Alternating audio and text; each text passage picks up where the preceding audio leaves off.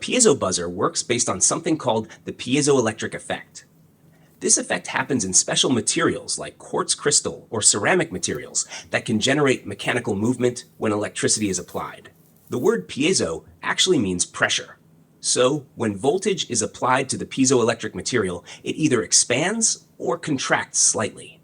Even though this movement is very tiny, it is enough to produce sound. Inside the piezo buzzer, there is a thin piezoelectric ceramic disc attached to a metal plate. When an alternating voltage is applied, the disc bends back and forth very quickly. This rapid bending creates vibrations in the air.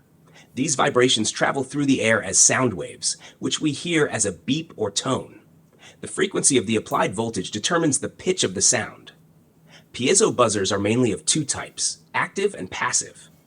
An active piezo buzzer has a built-in oscillator circuit, so it produces a sound automatically when DC voltage is applied. A passive piezo buzzer does not have this internal circuit. It requires an external square wave or AC signal to generate sound. Because of this, passive buzzers are commonly used with microcontrollers where different tones need to be generated.